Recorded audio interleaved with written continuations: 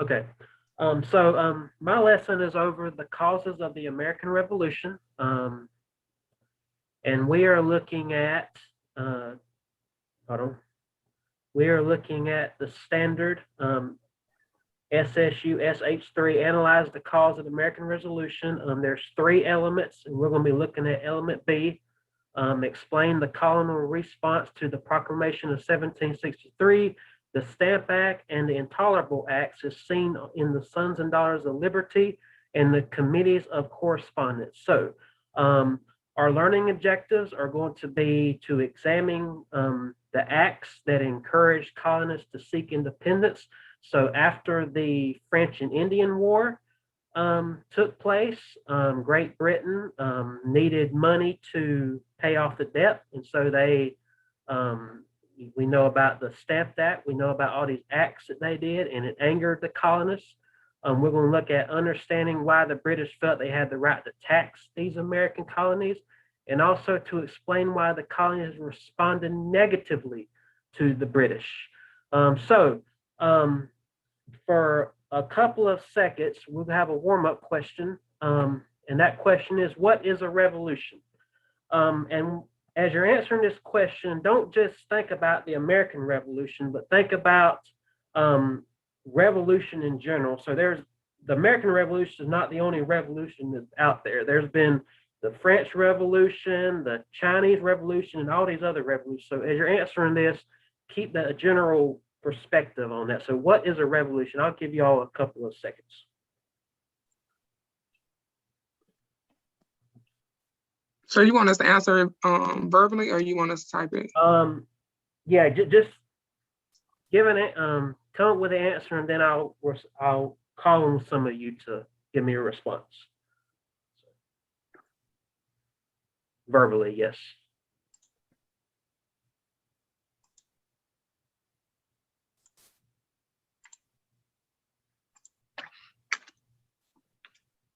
All right. Joseph, what is a revolution? Can you give me an answer? A revolution is, I guess, usually, I guess, like a violent change in government systems or violence against the government system. Okay. Sam, what about you? Do you want to add to that, or do you have something else?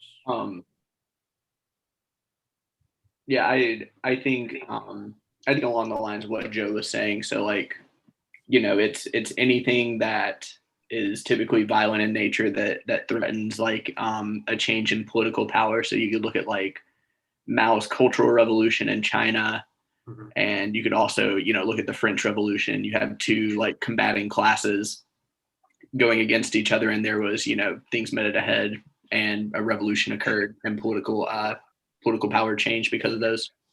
Okay. One more. Josh, how about you? What do you think a revolution is? Just to kind of add to Sam and Joe's comment, I see it as like a shift. One of my favorite revolutions to talk about is the Haitian Revolution, where Toussaint Louverture decided to rise up against the tyrannical French and end slavery in Haiti. And I feel like the whole essence of a revolution then was just shifting the system from slavery to freedom for Black people on Haiti. All right. The next question is a revolution? Then it was Saint Domingue. Is a revolution a good thing or a bad thing? Jenna, you want to answer that one? Is it a good thing or a bad thing?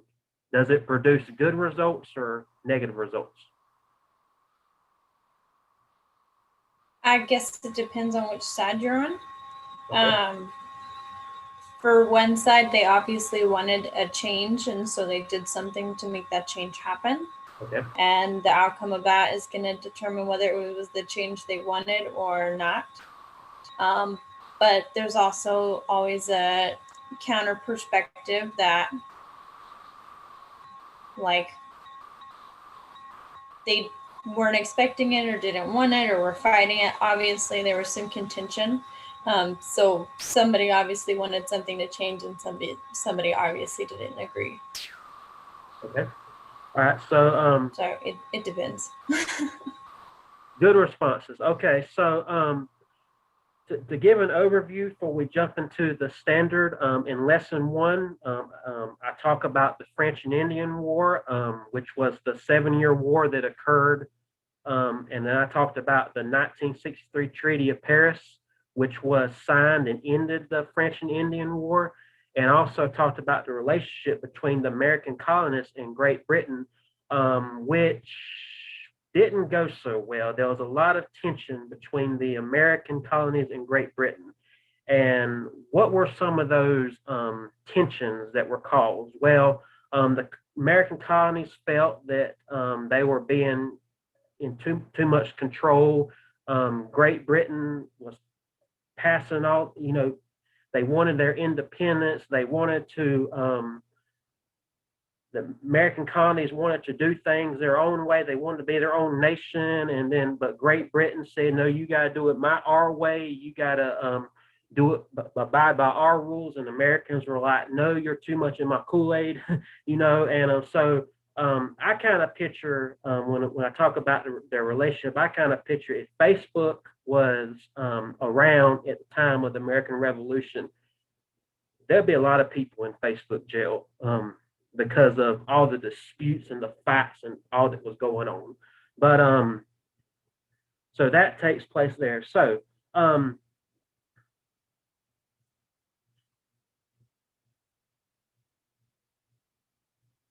okay, so several acts were passed after the French and Indian War.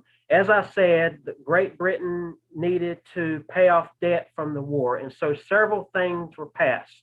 The first one was the Royal Proclamation of 1763, which was to until further American Indian attacks, Parliament passed the Proclamation of 1763 in an attempt to protect any American colonists from settling beyond the application mountains. That angered the Americans. And the Sugar Act of 1764 was passed, and the Sugar Act imposed a tax on the importation of molasses, the key ingredient for making rum. The new law also has something to do with the courts, which tried suspected smugglers before a military court instead of a citizen court. Then the next year, the Stamp Act was passed. Now, what's significant about the Stamp Act that you know of? It was the British tax on most printed materials and was the first direct tax on the colonies. Now, prior to the Stamp Act, all the other acts that were passed maybe affected a certain number of people, but the Stamp Act affected all the colonies. And so that angered the American colonies. Then there was the Quartering Act of 1765, which this ordered the local governments of the American colonies to provide housing and provisions for British soldiers. So you have all these acts being passed by the British, and the American colonies have to deal with it. They have to deal with stuff being taxed, and they didn't like it. They have to deal with all this control by the British, and they don't like it. So they have to do, and they're going to do something about it. And so that's what we're going to look at in our next slide. And this is where the phrase "no taxation without representation" comes from. And so what were some of the responses of each of these acts imposed on the colonies? What did some of the American colonies, how did they respond to the Stamp Act and to the Parliament of Act? How did they respond? Did they respond negatively or positively? Joseph, do you want to answer that one? What were some of their responses?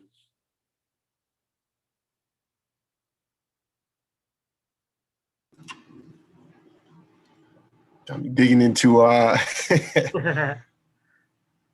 to my memory a little bit.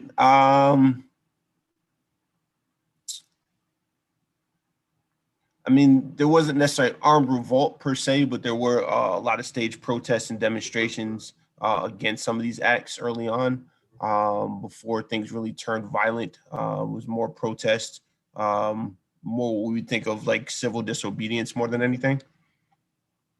Okay, very good. Anyone else? Alyssa, what were some responses to these acts? Were they did they all not like it? Did they like it? Did they say, you know, this is really cool. We need to keep it the way it is. Keep on taxing us. Keep on, you know, passing these laws. We like it the way it is, man. Just keep on doing it. Was that their response, or was it something else? Here's my disclaimer, y'all. Okay. I don't know much about European history. I don't teach European history Okay. at all. And my background is not history. Okay. It's political science. So I can't help you with the European history. I'm sorry. Okay, that's good.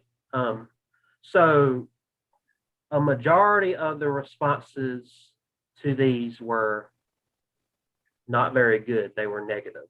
But what would your response be to this if this occurred in your hometown, and somebody came to you and said, Joseph, you're gonna have to follow through with this. You're gonna have to, you know, deal with this. How would you respond? Would you have protests going on? Would you start a revolution like this? And how would you respond? I mean, honestly, you know, obviously different times, different upbringing, things of that nature. I would think it wouldn't be necessarily protest is not really my mindset or mentality, but I could see where you had different authors and writers that were contributing to I guess the discourse of the time, writing maybe negative reviews or Okay. maybe even trying to strike up some type of revolt from using their words more than like actual physical demonstration and actions of that sort. So I would probably go somewhere along that route as well. Good deal. All right, so the next question, and we got to hurry up here. What actions were set in place to effectively communicate with the other colonies in the matters of this? The Committee of Correspondence. Now,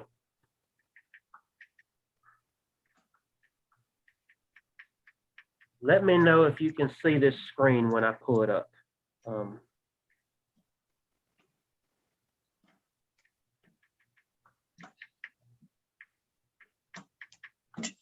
Can y'all see that?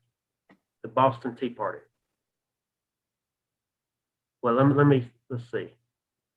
You have to unshare your screen and then share it on the video. Okay, I got it. Yeah. Can you see it now?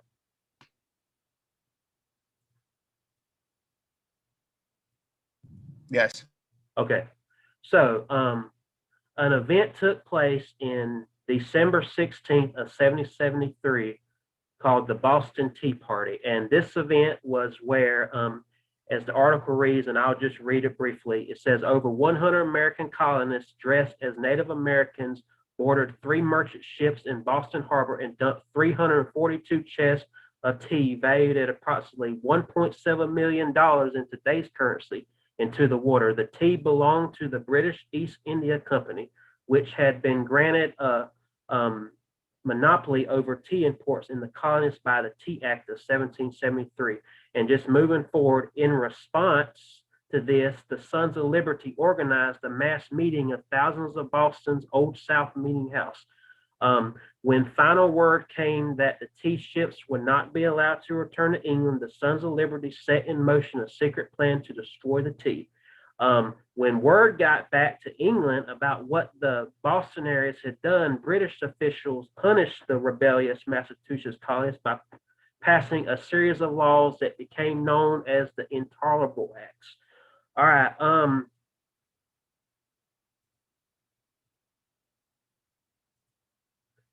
Now we are going to try to do this activity here.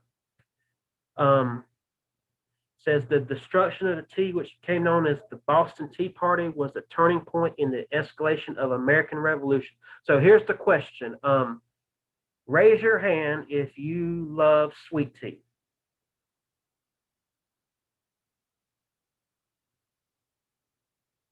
One person.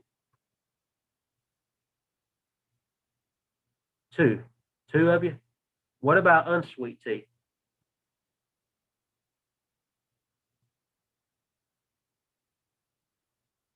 All right, so how many of you said sweet tea? Okay, we're going to try this. Those who said sweet tea are going to be in the group of the Sons of Liberty. Those who said unsweet tea will be the British. And so we're going to try to answer these questions. So we know from the Boston Tea Party that the Sons of Liberty took action. And what was that action, Joseph, from the reading? What did they do?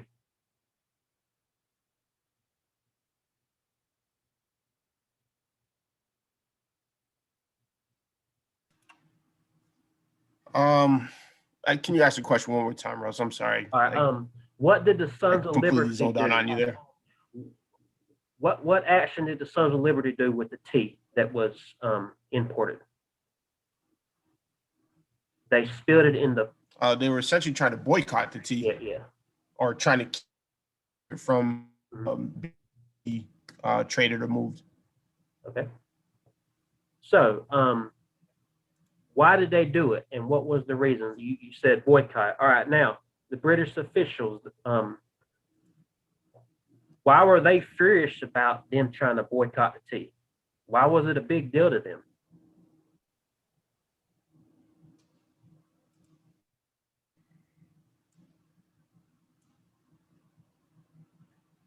Sam, do you want to answer that? Why did they pass the Intolerable Act? I mean, obviously, Go ahead. I mean, I would say, their response was obviously the Intolerable Acts, and this is because they're obviously very upset and angry because they lost so much of a commodity that they invest a lot of capital in. Yeah. So, in response to that, you do these things. So it's, kind of you see this with all sorts of political things, like regulations being passed on corporations with environmental stuff, and just the back and forth between that. So that's just something that, is never going to stop happening. The two responses between two opposing parties. So this whole lesson has been about our response to certain things that happen in our lives, and it's so important that we understand that our responses have consequences, whether they're good consequences or bad consequences. The American colonies, all they wanted was independence. They wanted to have their own nation, and ultimately we know that occurred later on. In the next standard that is looked at, we look at the Declaration of Independence, we look at the Revolutionary War, and we dig into George Washington and what they did, and we look at the U.S. Constitution, and we know from the history that eventually the United States of America did become their own nation. But it's also very important that we understand the causes of what led to that. And it's also important that we understand that our responses to certain events in history have an adverse effect. And so for the American colonies, for them, they wanted their independence, and eventually they would get it. But it would take getting from point A to point B to get their independence, and all these roadblocks along the way. And I think it's so important. I tell my kids all the time, you have a mind and you can use that mind. You have a free will, and you're able to make important decisions that have an adverse effect on the people around you. And you can have a better influence than you think you can have if you just continue to do what's right and do what is stay on that path of, and so that's all the American colonies wanted, is they just wanted independence, and their responses, they didn't like it, and they took action, and ultimately they got what they wanted. So So I'll go ahead and start with the exit pass. All right. So what are three things you learn in this lesson? And what are two things that you might have been confused about and did not understand? I know that we sort of had to skim through this. There's a lot of information in this lesson. And then also the last one, what is one thing you would like to know more of about the causes of the American Revolution?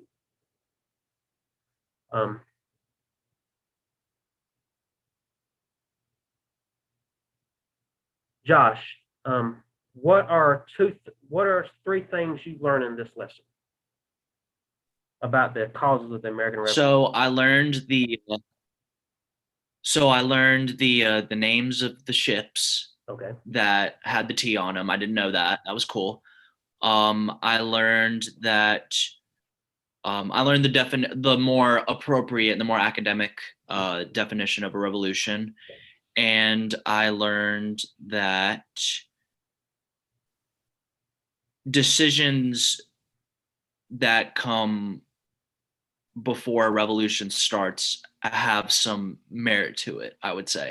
The fact that the Sons of Liberties had to really, make a decision that seemed rash probably at the time, but today we understand that it was, methodical. Okay, good deal. All right, guys, that's it for me, because my 20 minutes is up. Hope you enjoyed it. Do you have any questions for me about the lesson? Do you have anything you'd like to know or not know, or any thoughts, dislikes, any candy you can give me?